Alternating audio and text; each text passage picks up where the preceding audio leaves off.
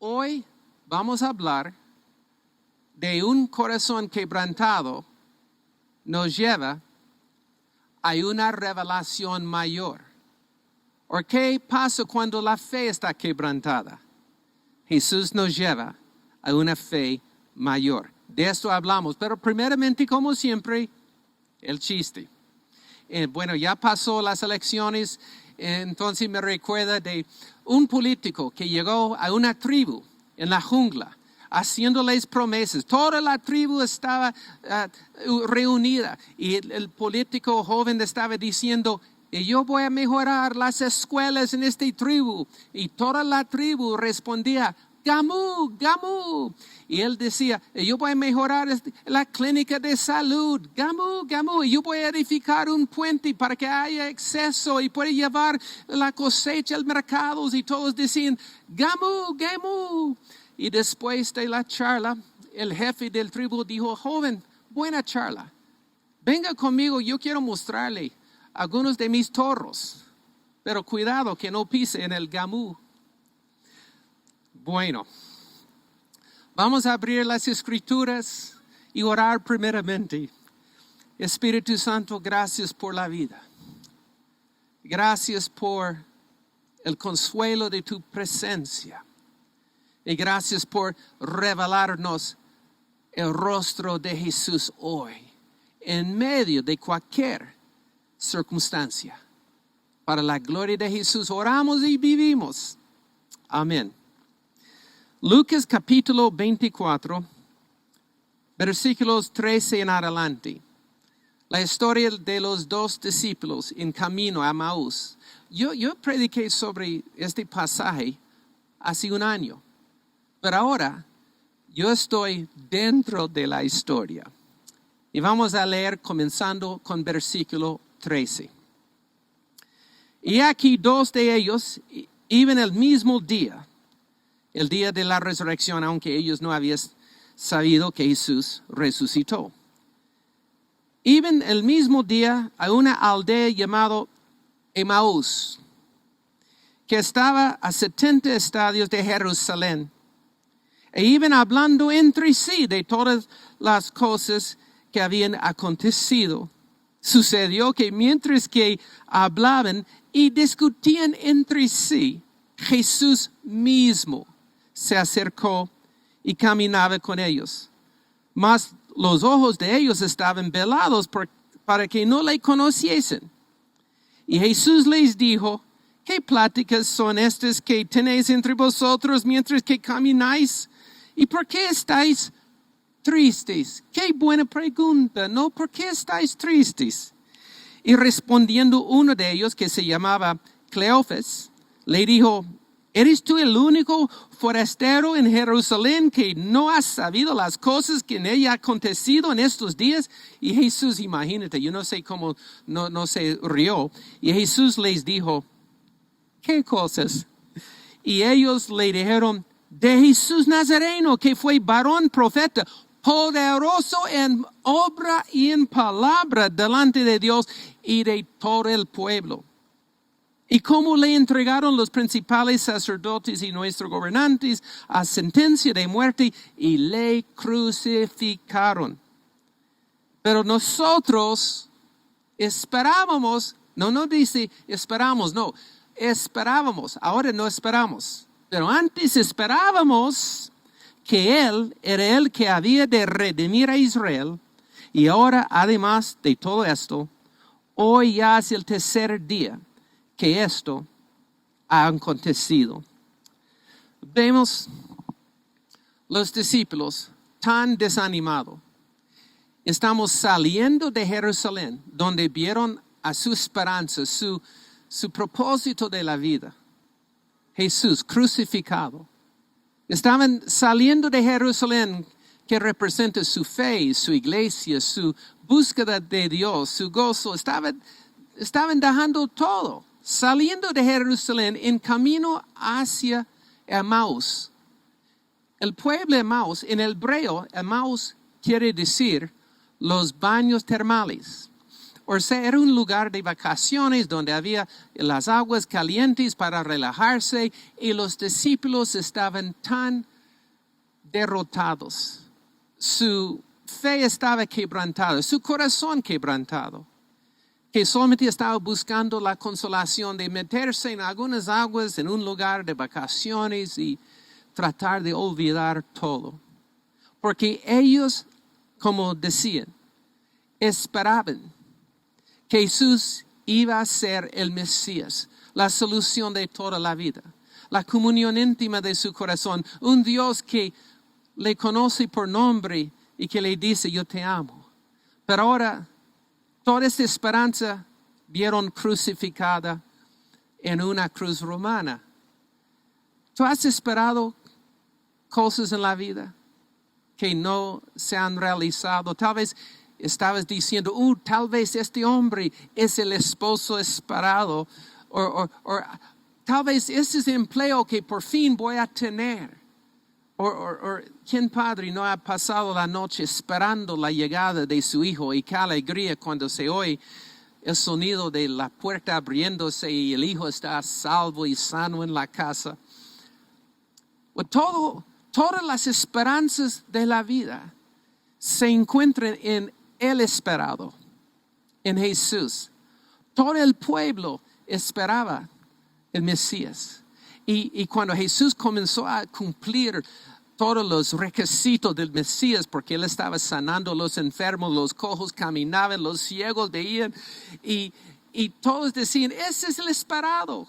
Como Felipe le dice a Natanael, hemos encontrado a quien hemos esperado. Y había una euforia creciendo. El Juan Bautista dijo, he aquí el Cordero de Dios, quien quita el pecado del mundo. Pero cuando Juan pasó por un tiempo difícil en la cárcel, estaba al punto de ser asesinado, mandó 2 de sus discípulos en Lucas capítulo 7 para preguntar a Jesús, ¿tú eres el esperado? ¿Tú eres el Mesías? ¿O debemos esperar al otro?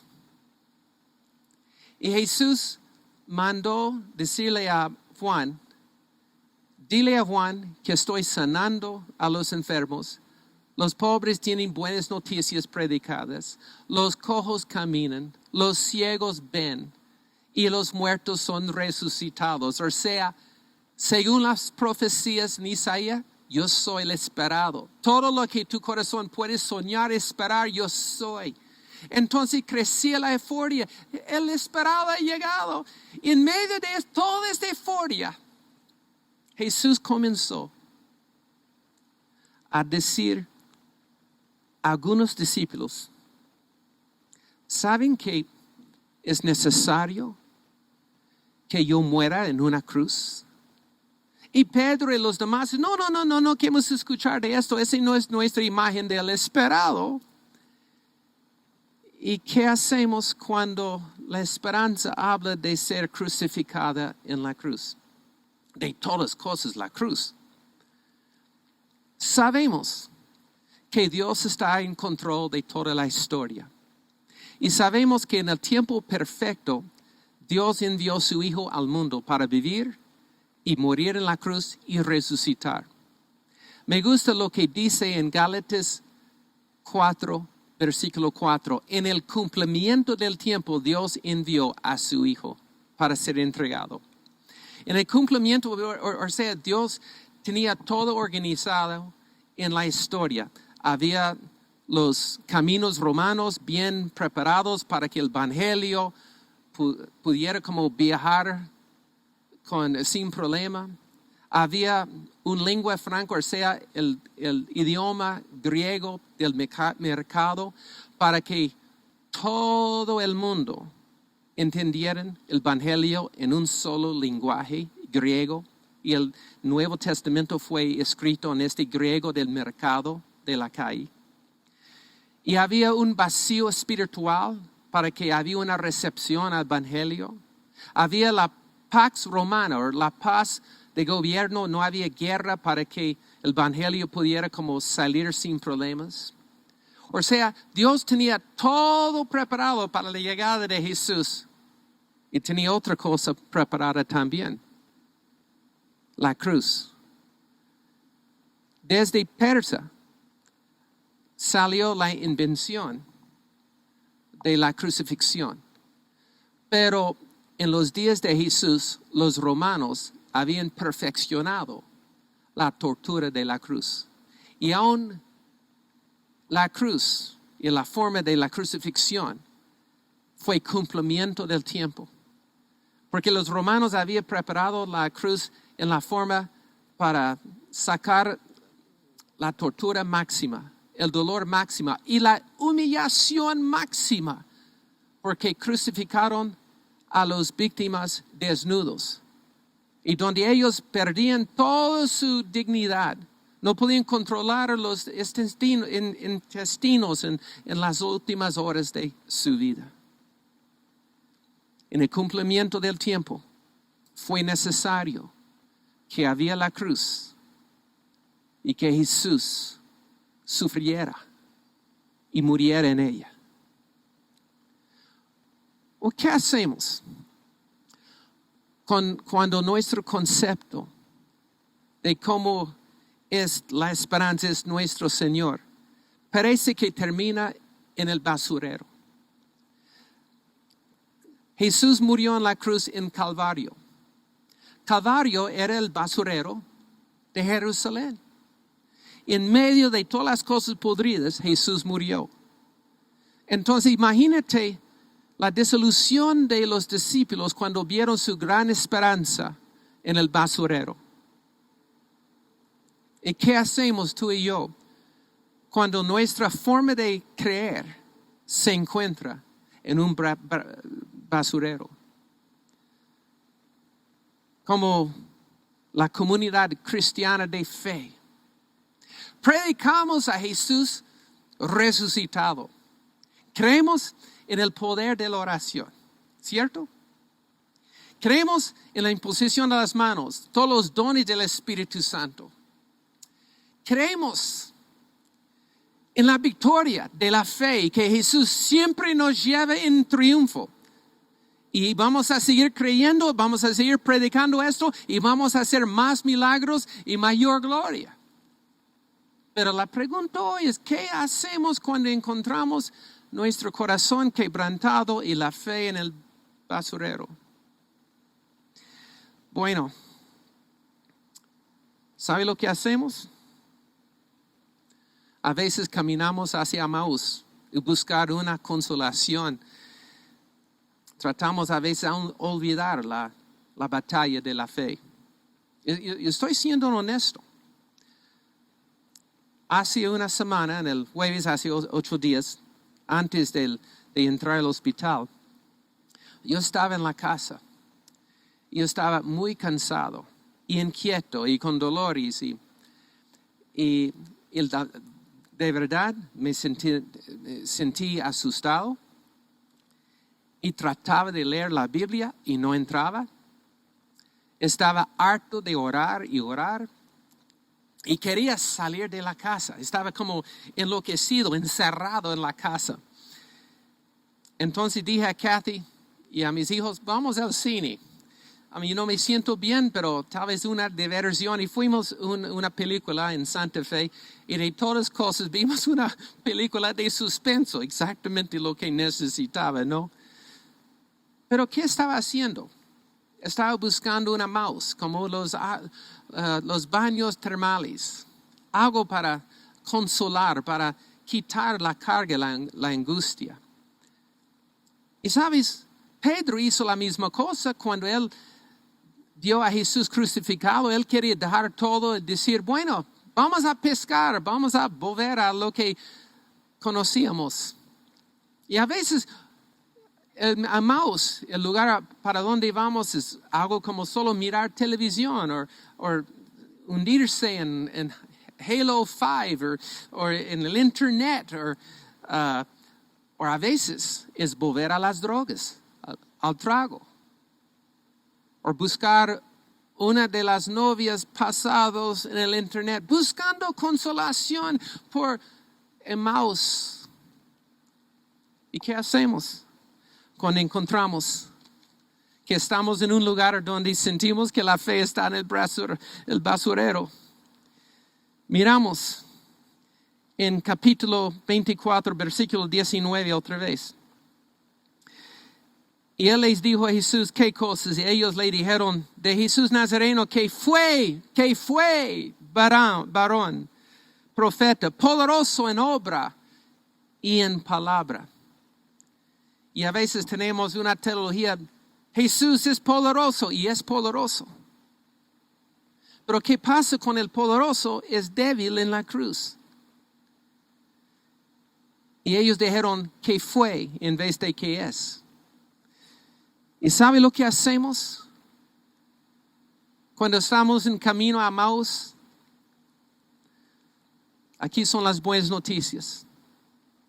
No es tanto lo que nosotros hacemos, es lo que Jesús hizo y todavía hace. Jesús comenzó a caminar con ellos hacia Emmaus y comenzó a conversar con ellos. Y el mismo Jesús está aquí. Tal vez hay personas aquí que están aquí por un hilo. Están pensando de tal vez no buscar a Jesús como antes porque tu corazón está quebrantado. No has visto la resolución que deseas. Entonces, ¿qué hacemos? No es tanto lo que hacemos, es lo que Jesús está haciendo. Y comienza a hablarles. Y mira cómo Jesús lo que dice. Mira, versículo 25. Entonces Jesús les dijo, oh insensatos y tardos de corazón para creer todo lo que los profetas han dicho. ¿No era necesario que el Cristo padeciera estas cosas y entrara en su gloria? ¿O Jesús dio necio? ¿Por qué necio? Ellos sabían, Jesús está hablando de Salmo 14, donde dice, el necio dice en su corazón no hay Dios. Y dice, pero yo nunca he dicho que no hay Dios, pero cuando estamos en un desespero, estamos diciendo, no hay Dios sobre esto. Y si Dios no está sobre todo, no es Dios.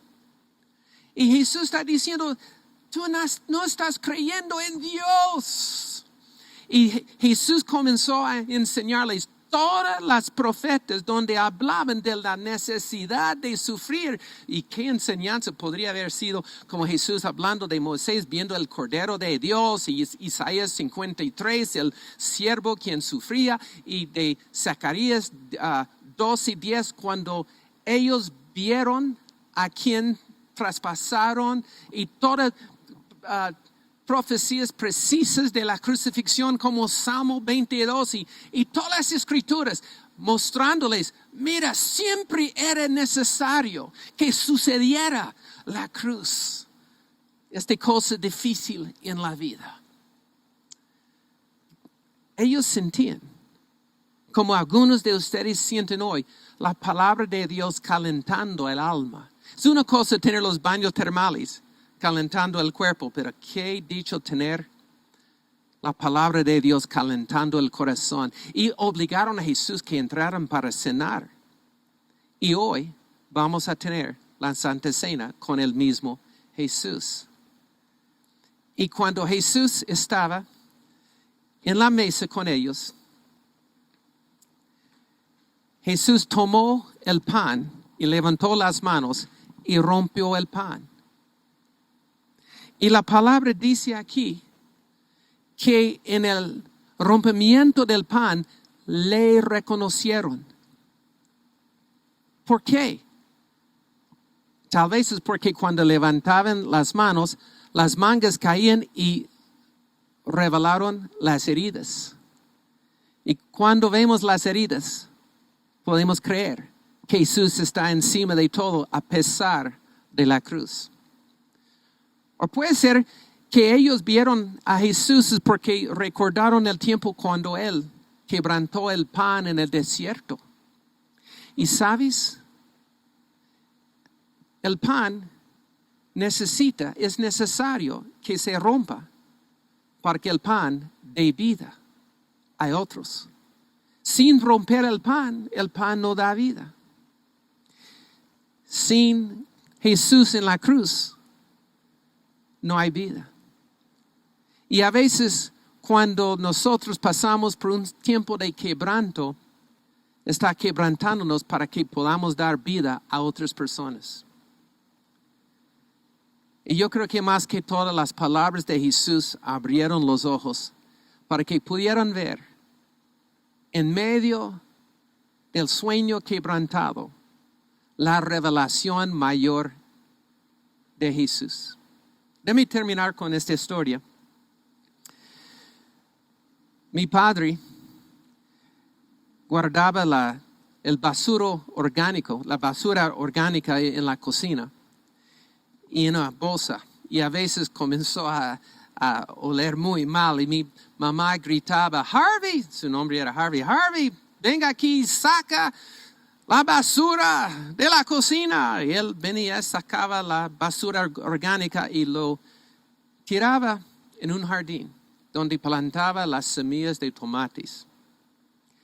Y cuando llegó el verano, las plantas comenzaron a crecer y salieron los tomates. Crecieron, eran rojos, suculentos y grandes. Y mi mamá miraba por la ventana, viendo los tomates y clamaba, Harvey, tráeme los tomates. Y lo que ella quería echar produjo el suelo para el fruto mayor. Hoy, sentado en la mesa con Jesús, hay una revelación mayor de quién es Jesús. Jesús es más grande que el problema en tu casa.